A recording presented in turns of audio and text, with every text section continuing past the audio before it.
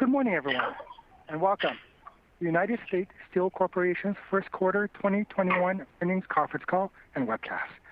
As a reminder, today's call is being recorded.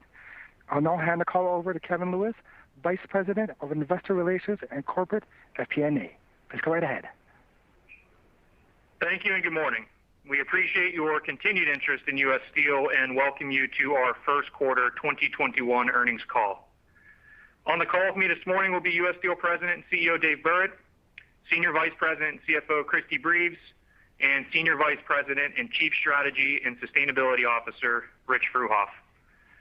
After the close of business yesterday, we posted our earnings release and earnings presentation under the investor section of our website.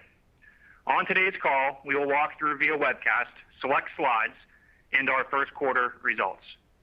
The link and slides for today's call can also be found on our website.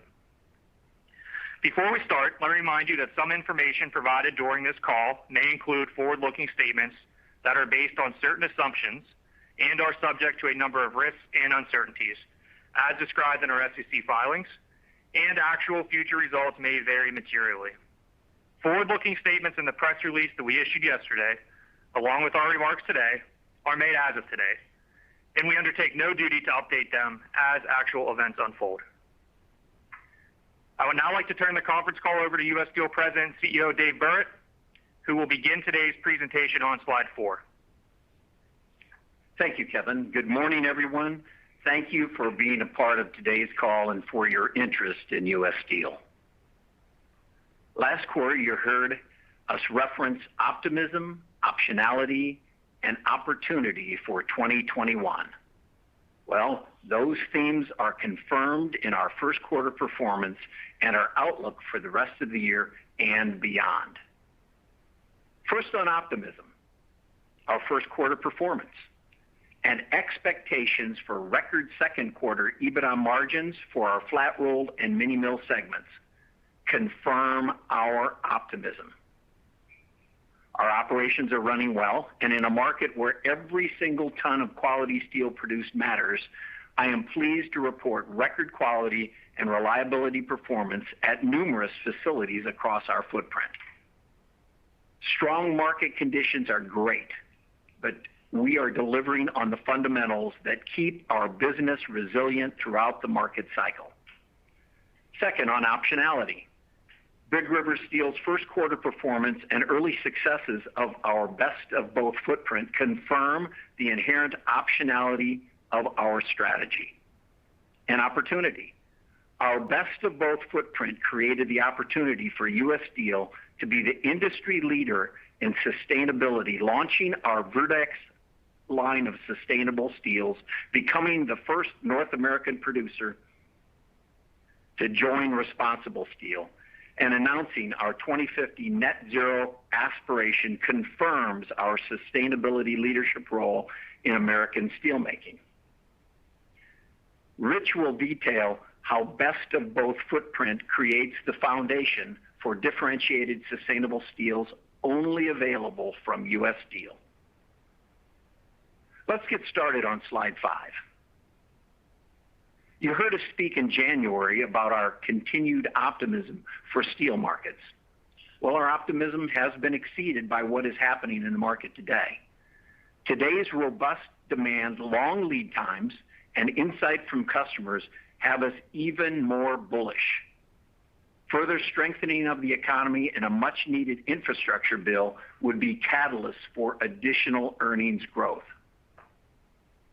Another factor informing our market perspective is today's supportive steelmaking costs. Costs for steelmaking inputs, particularly scrap and iron ore, are supporting today's higher steel price environment. This is where U.S. Steel has a compelling competitive advantage. First, in iron ore. Our low-cost, fully integrated iron ore mines supply our blast furnaces with high-quality iron ore. Today's iron ore prices are near record highs, but U.S. Steel's iron ore input cost is the lowest in North America, providing a structural cost advantage in our flat rolled segment. Next, in scrap. With Big River Steel fully consolidated with U.S. Steel, we're optimizing our scrap sourcing. The high quality, prime scrap generated internally at our integrated operations is being used at Big River Steel to offset some of their need for prime scrap purchases. This opportunity has already saved approximately $5 million through April, and we are continuing to assess additional ways to optimize scrap flows for the remainder of the year. Another reason we're bullish for a stronger for longer market are the low levels of steel in the supply chain. End customer demand has been so strong that most steel customers haven't had the opportunity to restock depleted inventories. This need will continue to support the future steel demand. While today's market is certainly driving significant earnings growth, our well-timed acquisition of Big River Steel is the real headline this quarter. We acted boldly to accelerate the purchase of Big River Steel and now are benefiting from the best-in-class performance in the first quarter. Expectations for a continued strong steel market makes our well-timed acquisition of Big River Steel even more compelling. Slide 6 just begins to showcase our first quarter achievements at Big River Steel. From day one, Big River Steel has been proving the value of our strategy, including a highly variable cost structure, an entrepreneurial workforce, and increased efficiencies from the Phase 2 expansion. Each of these driving factors contributed to Big River Steel's superior performance in the quarter. Big River Steel delivered 32% EBITDA margin in the first quarter, or $362 of EBITDA per ton shipped. These are enterprise-changing financial results that truly reposition our competitiveness and value creation potential. Average selling prices of $967 per ton in the quarter reflect Big River Steel's complementary commercial contract structure. To put this in perspective, Slide 7 compares Big River Steel's superior margin performance to other domestic mini mills. Big River's Phase 2 expansion has led to world-class labor productivity. With 651 employees capable of producing 3.3 million tons, that's 5,000 tons of quality, high-quality, low-emission steel per employee, produced by a world-class team. We expect continued margin expansion in the second quarter as utilization and profitability per minute remain strong. At Big River Steel, it's not just about how much steel you can make, it's about how much money you can make per minute of line time. Line time that is highly valued by customers and highly optimized in Osceola, Arkansas. Big River Steel's superior first quarter performance and differentiated capabilities confirm the optionality that Big River Steel and our best of both footprint provides. This optionality gave us the confidence to expand our commitment to sustainability. In March, we announced a new line of sustainable steel solutions called Verdex. This is shown on Slide 8. Full ownership of Big River Steel, together with U.S. Steel know-how, deep customer relationships, and proprietary finishing lines, were the catalyst for this exciting product launch. Rich will provide more details on this differentiated product offering. Rich? Thank you, Dave.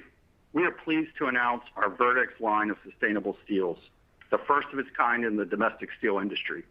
This is U.S. Steel's best of both strategy realized in a new game-changing product. Verdex combines the best of mini mill production with the best finishing technology from our existing flat rolled business. Through this combination, we are now able to offer our customers some of our most proprietary grades of steel, including our XG3 grades of Generation 3 advanced high-strength steels, now with up to a 75% reduction in CO2 emissions. We are the market leader in Generation 3 advanced high-strength steels, and we're ready to take the next step with customers by offering a green, sustainable version of our most advanced steel products. This is something our competition cannot offer today, Big River Steel substrate, together with our world-class finishing assets that are being qualified with many customers and OEMs, creates a unique customer solution. We've heard our customers, we understand their needs for more sustainable solutions, and we are meeting their request to provide them with the sustainable steels to help them meet their own decarbonization goals. Our Verdex sustainable steels provide the best for our customers and the best for our planet. Customers can convert today's steel orders into a sustainable alternative and begin to market the green, endless recyclability of the U.S. Steel Verdex sustainable solutions. Customers are looking to partner with the right suppliers. By offering tomorrow's sustainable steels today, we can help them get to their future faster. Today, U.S. Steel is offering our customers an opportunity to turn pledges into action by utilizing our new Verdex line of advanced sustainable steels. We look forward to boldly partnering with those that share our vision and value our differentiated customer value proposition. Dave, back to you. Thanks, Rich. Our Verdex sustainable steel is just one of many announcements this year that reinforce our industry-leading sustainability proposition. The proof points on slide 9 build off our 2019 announcement to reduce global greenhouse gas emissions intensity by 20% by 2030 versus a 2018 baseline. We put our money where our mouth is by acquiring Big River Steel, the only LEED certified steel mill in the United States and perhaps anywhere in the world. Next, we announced our line of sustainable steel solutions so that we can partner with current and future customers as they meet their own decarbonization goals.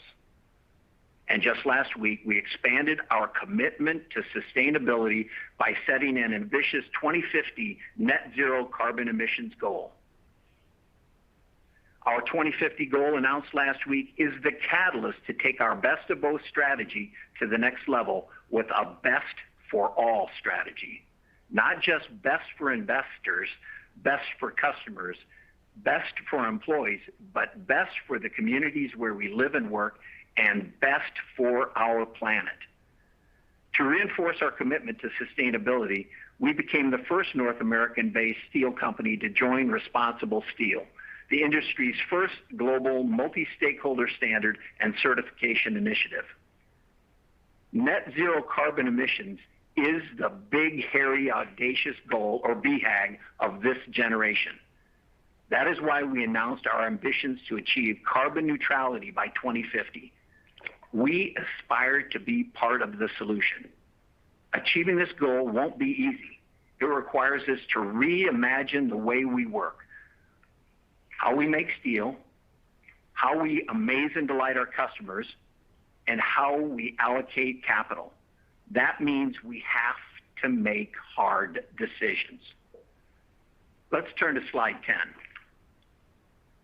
Today we're announcing one of those difficult decisions, one of those difficult choices.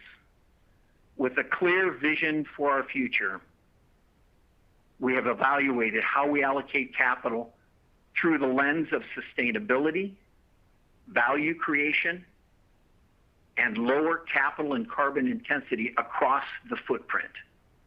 When facts change, we must change, and as we step forward to meet the needs of a rapidly changing world, we must set aside the Mon Valley endless casting and rolling and cogeneration project. This is not a decision we took lightly, but the events of the last year gave us the opportunity to reevaluate our capital allocation priorities. Based on today's best of both footprint and the global call to action of the emerging climate crisis, we know that this difficult decision is the right one for the business. To be clear, the Mon Valley remains a structurally competitive steelmaking asset in our portfolio. It is our lowest cost steelmaking facility in our flat rolled segment with advantaged logistics and energy costs. The Mon Valley will continue to serve strategic markets, including appliance and construction customers. We're also evaluating our coke making footprint and are announcing that we plan to permanently idle batteries 1 through 3 at our Clairton coke making operations by first quarter 2023. This timeline provides the opportunity to limit workforce impacts through regular attrition. Today's Mon Valley announcements are informed by our expanded understanding of our steelmaking future and accelerated approach to reducing our carbon and capital intensity. But to be very clear, this is not the end of the Mon Valley Works. This highly competitive mill will continue to serve strategic customers today and into the future.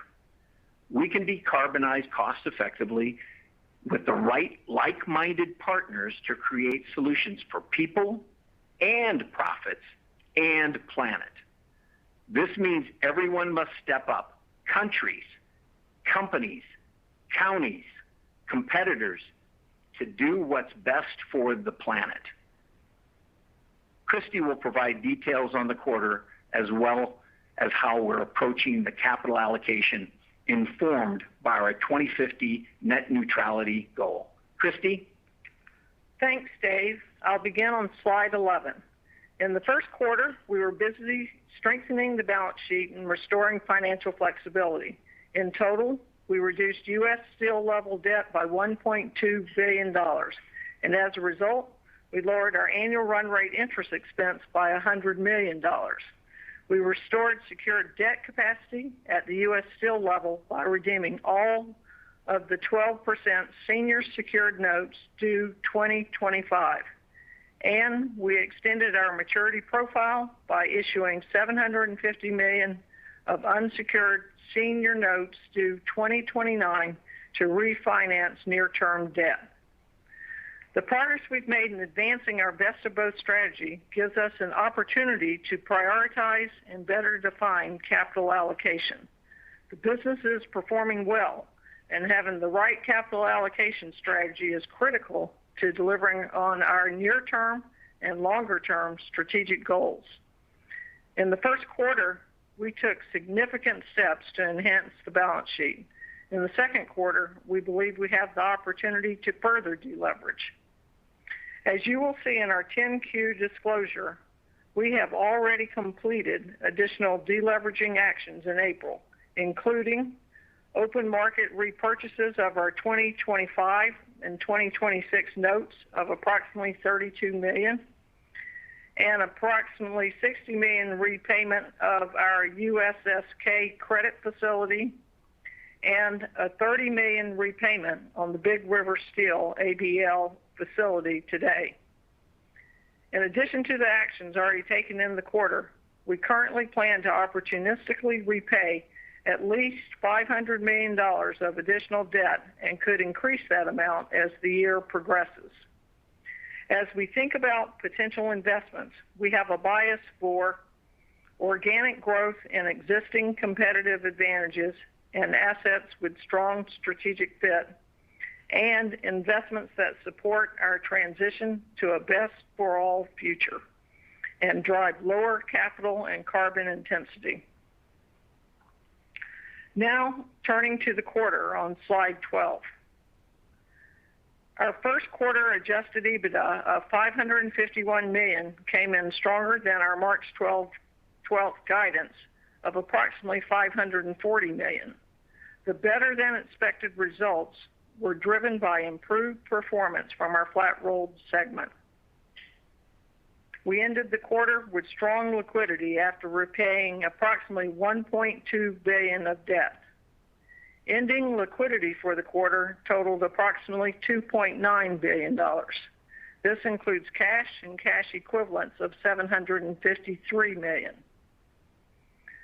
On January 15, 2021, we acquired the remaining stake in Big River Steel for approximately $770 million. We acquired the newest, most technologically advanced steelmaking asset in the country. This is contributing strong earnings growth and cash flow, not additional pension and OPEB liabilities. Our pension and OPEB ended 2020 well-funded at 98% and 115%, respectively. Based on the rate environment and asset returns in the first quarter, those funded ratios have improved by approximately 3 to 5%, implying a fully funded status if the plans were remeasured today. We do not expect any mandatory contributions to our defined benefit pension plan in the next several years based on our healthy, well-funded status. Turning to our operating segments. In our flat-rolled segment, our average selling price increased over 20% and drove a significant improvement in our first quarter Ebitda. Higher market prices will continue to flow through our selling contracts and are expected to increase average selling prices further in the second quarter. Additionally, our flat-rolled segment is expected to benefit from the reopening of the Soo locks on the Great Lakes. Most of our iron ore pellets, either for our own consumption or for third-party sales, travel through the Soo locks.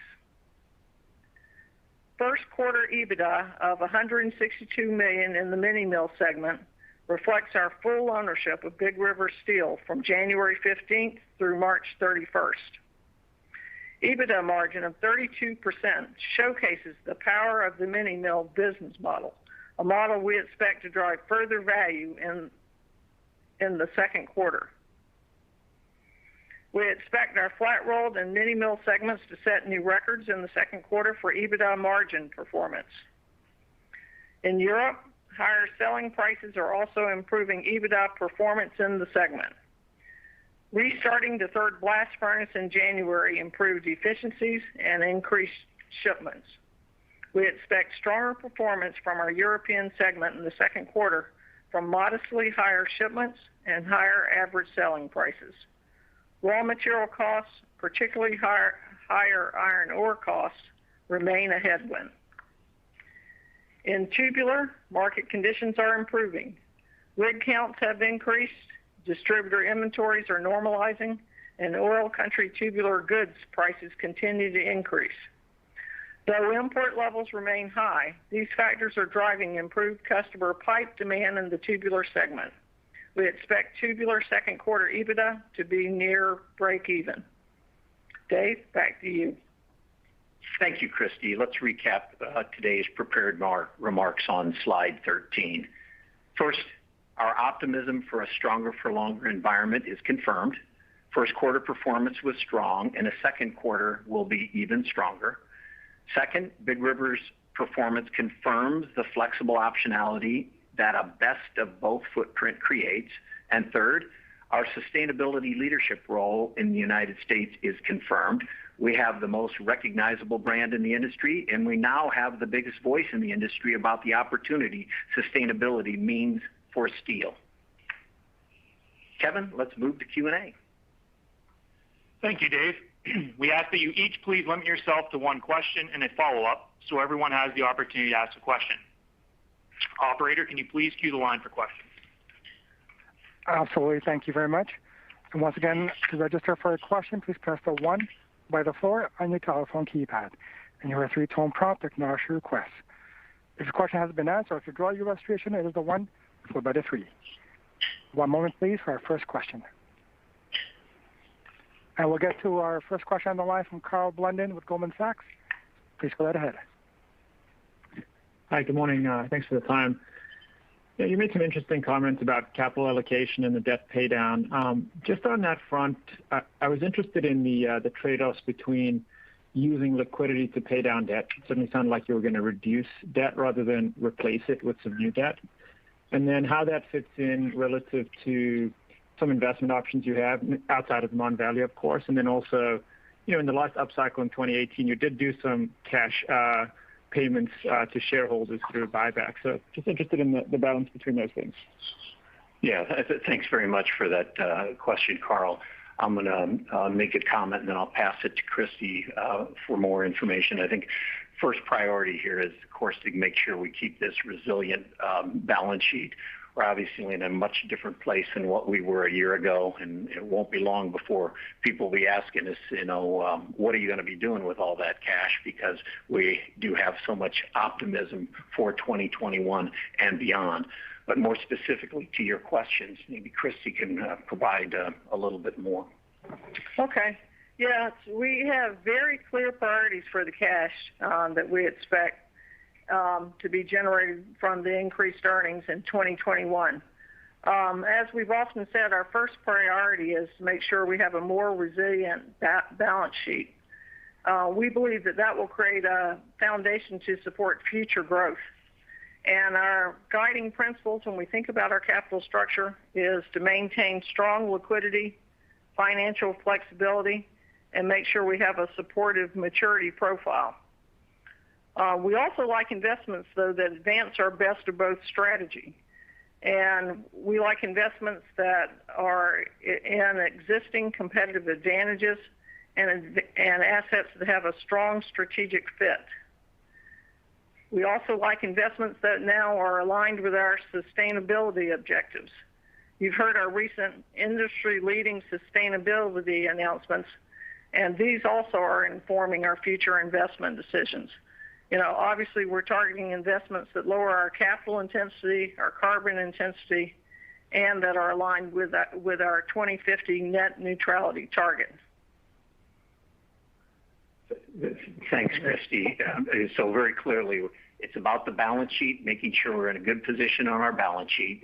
There's going to be more action to make sure that we have that delevered. And then we do have some opportunities with our best of both strategy to create value for our stockholders. Gotcha.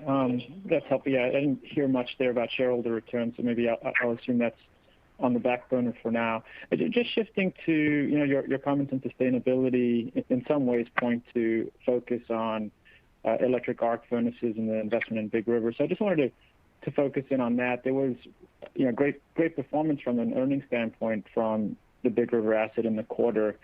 There was a little bit more production from HRC than we're typically seeing there. Some of that maybe represents the price and margin opportunity. But has anything changed there in terms of what you're thinking long-term mix from that mill should be?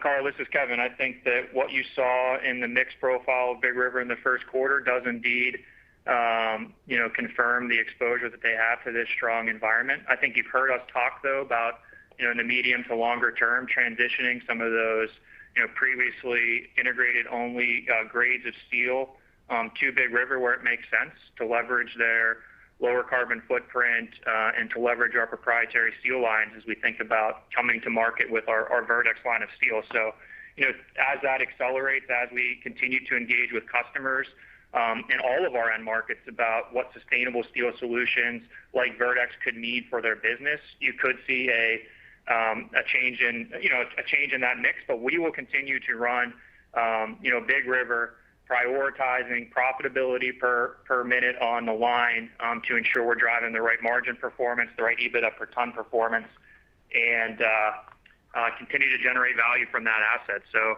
the phase two expansion naturally creates a bit more HRC in the ramp up, but I think we'll have the ability to optimize as we continue to progress with the integration and the strategy execution. But I'll pass it to Rich for some additional color as well. Yeah, thanks, Kevin. I think one of the things to keep in mind too as we move through the integration of Big River, that mill was built with capabilities that are pretty unique for a mini mill. For example, they have an RH degasser where most mini mills have vacuum degassers.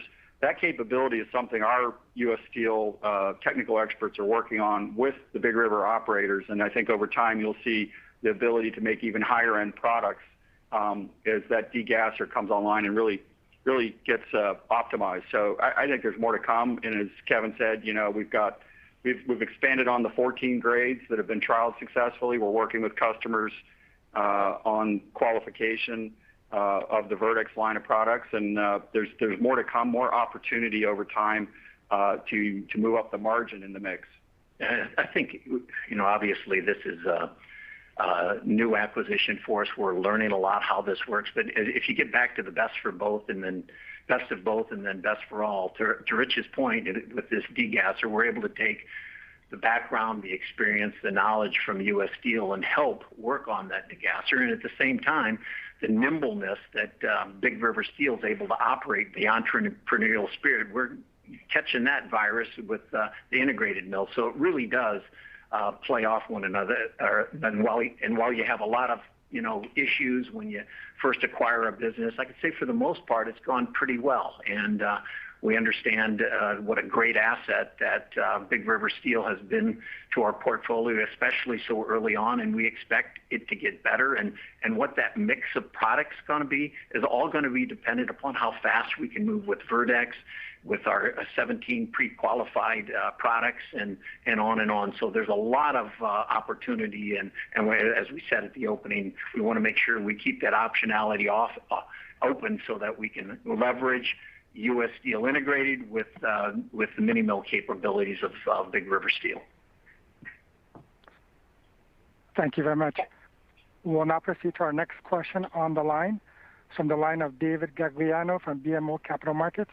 Please go right ahead. Hi, thanks for taking my questions. I actually just wanted to follow up on the capital allocation question. Obviously with the canceling of the Mon Valley project and where prices are, there's, as you mentioned, quite a few options here, and clearly the focus on debt reduction, liquidity, and investments.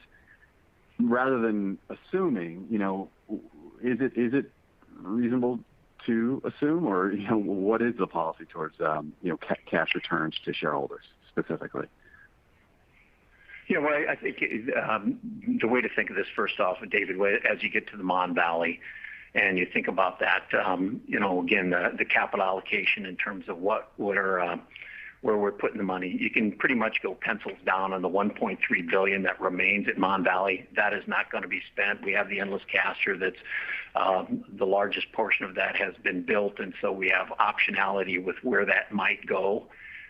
So as far as CapEx spend for the balance of this year will still be at the 675, but I would expect in the short term here to continue to have outsized returns. And as we sort through this new footprint that we're putting together, I think we'll see outsized through cycle improvements in our margins. And frankly, we're figuring that out as we work through with Big River and what those next steps are. And I just have to say more to come. Okay. All right. And then when you look at investments, are you talking more about organic growth, specifically steelmaking, or are you talking about acquisitions?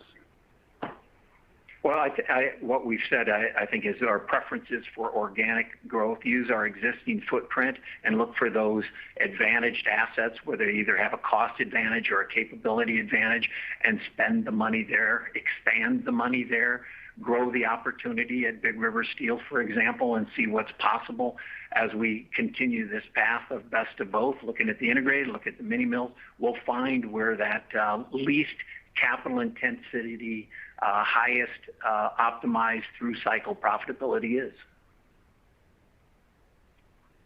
Thank you very much. And we'll now proceed to our next question on the line. From the line of Seth Rosenfeld with Exane BNP. Please go right ahead. Good morning. So another question focused again on capital allocation, but it's tied into the decarbonization strategy. Obviously, you've leapfrogged some of your U.S. peers, announcing quite aggressive decarbonization targets over the next couple of decades. Obviously, a lot remains to be confirmed with regards to technology change. When you think about what's happened at Mon Valley, how do you consider the broader transition towards more EAF capacity, and also considering things like DRI and hydrogen? I believe DRI was included in your announcement from last week. What scale of CapEx are you kind of bracing for over the next decade or so? And do you think that U.S. Steel can fund this on your own, or to be an interest in working with partners to drive that decarbonization push from the CapEx side? Well, there's certainly a lot in that question, and there's a lot of work for us to get to this 2050 goal.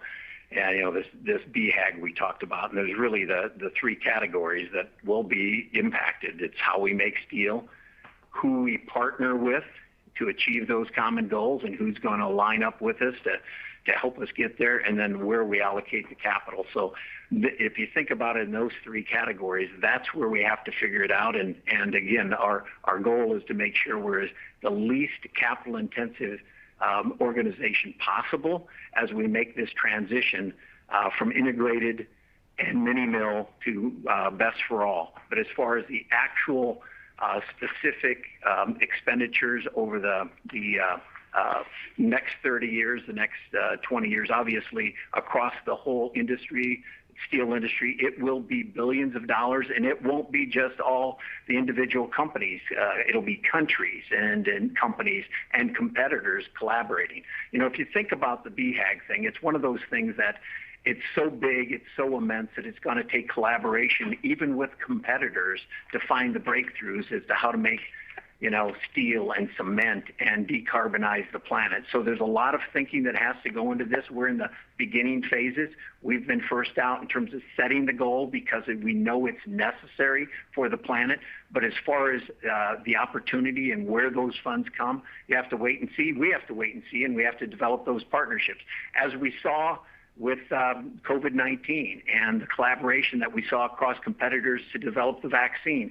There's going to be that kind of collaboration over time, and we're going to have our suppliers pay, our customers pay, the governments pay, our counties pay for those types of improvements that have to be made. Now, how that gets divvied up is going to be up to the markets and the policymakers to decide. Thank you. And just one follow-up specifically on Mon Valley. Can you just, again, walk us through the development to date on the caster? In your earlier comments, I think you said that could be allocated to a different facility. Can you clarify? And again, from Mon Valley, any update on future volumes given the changes in CapEx? Yeah, on that, we've spent on the caster about $170 million, and I think I'm going toward the $250 million. So we have, equipment in storage that could be repositioned elsewhere. And where that's going to be positioned, of course, that's under study. And then what was the second part of your question?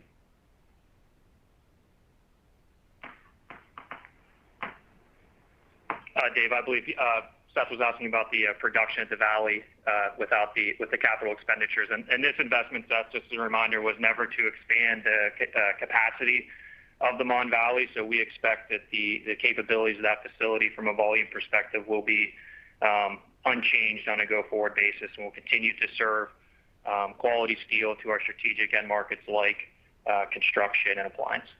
So no change in that regard. Thank you. We'll get to our next question on the line from Satish Kasinathan from Deutsche Bank. Go right ahead. Yeah, hi. Thanks for taking my questions. So given that you have had Big River for over 3 months now, can you talk about the synergies that you have identified and maybe quantify it for us, please? Also with the lower utilization in 1Q, were there any one-off costs related to the weather or ongoing ramp in 1Q? And how much volume improvement should we expect into 2Q? Sure. So Satish, this is Kevin. Let me address the second part of your question first, and then I'll hand it over to Rich to talk a little bit about the progress we've made on the integration of Big River into U.S. Steel. So on the utilization rate, I think it's really important to everybody to understand how we look at loading that facility. And consistent with our prior remarks, it's not just about how much steel you can make. It's about how much money you can make per minute of line time that you have. So while you see utilization rates maybe trending a bit lower, that's really a function of some of the mix and how we choose to allocate line time in order to maximize profitability. So while there were some weather disruptions in the middle of the quarter that impacted production, we feel like the utilization rates we had, the way we loaded the facility in the first quarter, the products we chose to make and sell into the marketplace were the right ones. And I think that's validated by the 32% EBITDA margin performance and the $362 a ton of EBITDA generated at Big River. So let's look at utilization maybe with a grain of salt. It's a secondary measurement, at least for the Minimo segment in our view, and what we should be focused on is the EBITDA margins and EBITDA per ton. But Rich, if you want to maybe elaborate on synergies and kind of lessons learned thus far.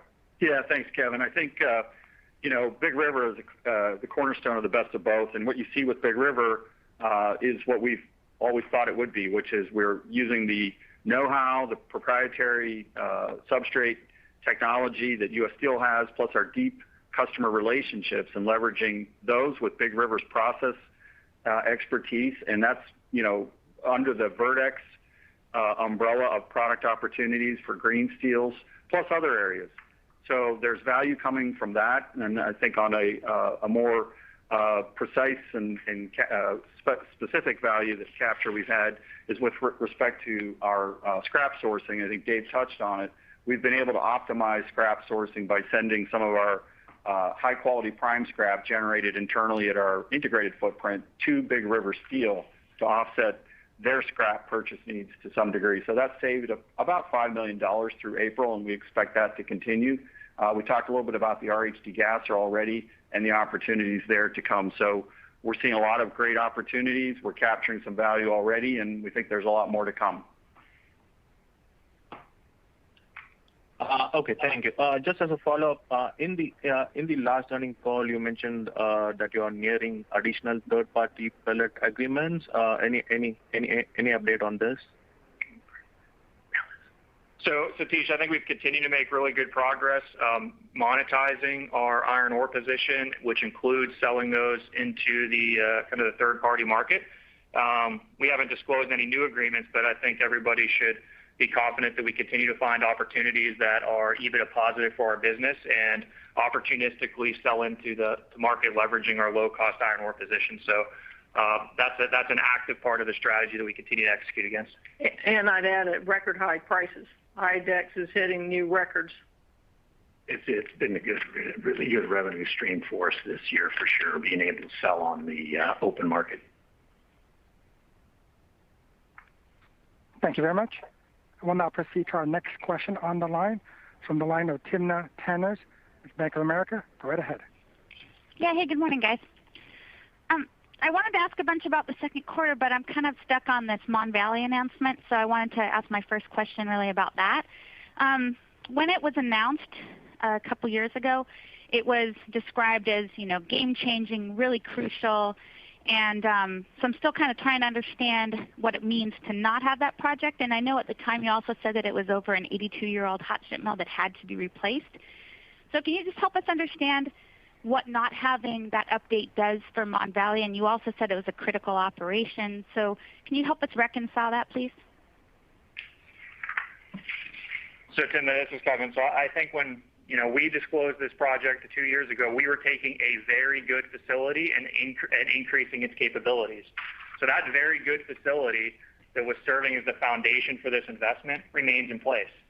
And, we were talking about potentially transitioning to different strategic markets based on the technology the endless casting and rolling would provide. However, we remain very confident that the existing capabilities at the Mon Valley will allow us to compete in the end markets that the Mon Valley has always served and has served at high levels of profitability going forward. And those include, appliance, construction, service centers, et cetera. So I don't think that, going forward, this will have a material impact on the existing performance of the Mon Valley, which is our lowest cost producer, which is one of our most efficient operations, and is one of our most profitable facilities within the flat roll segment. So, we're obviously showcasing and highlighting back during the announcement some of the capability increases that would be made. But going forward, we're highly confident in the existing operations at the Mon Valley.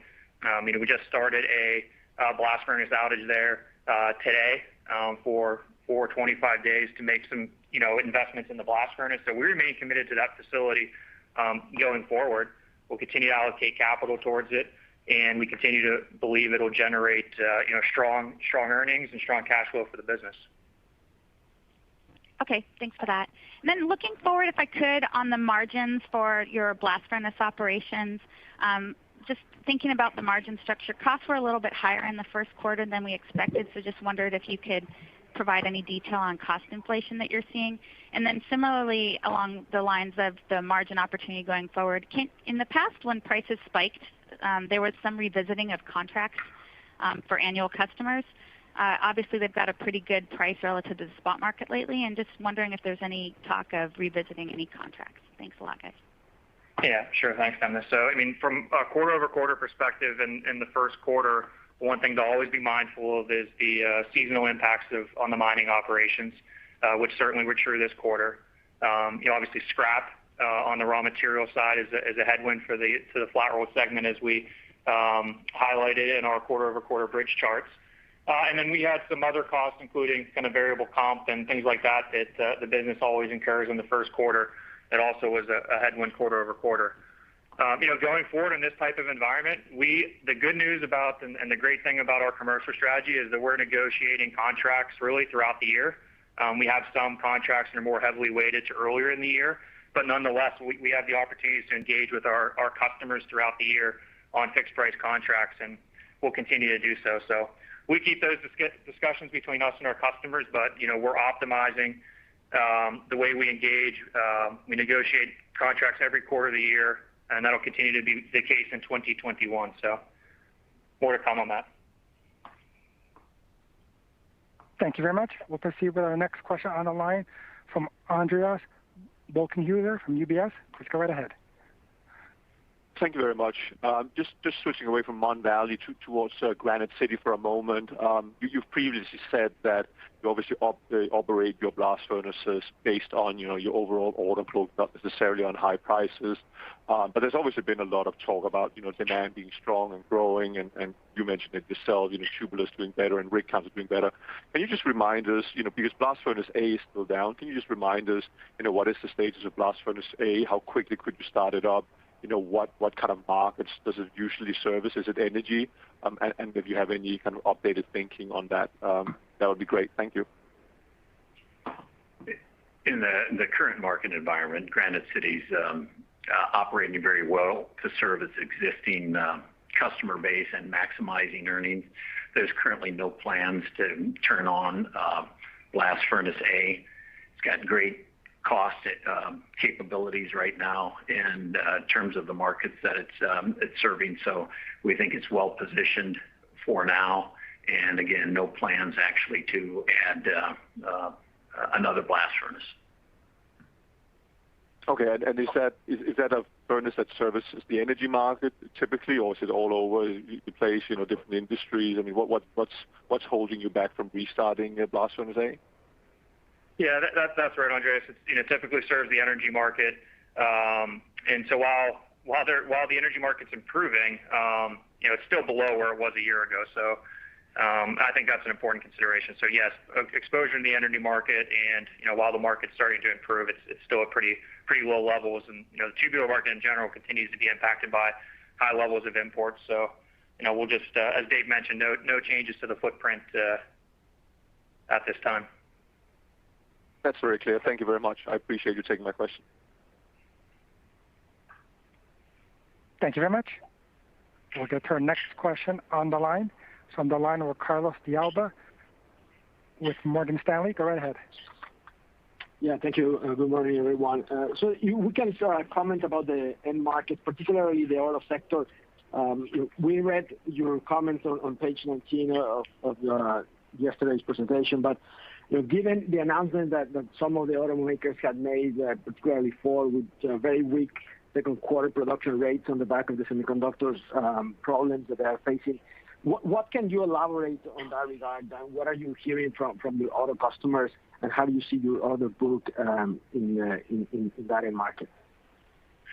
Well, obviously the market's been impacted by the semiconductor, the chips.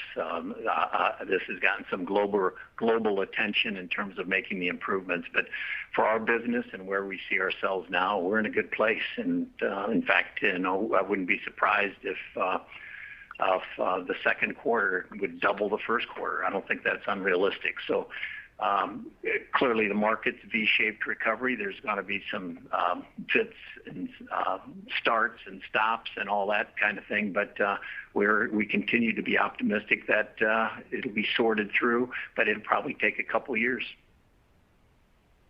Again, with our thesis of stronger for longer. Understood. And David, if I may just clarify a part of your response.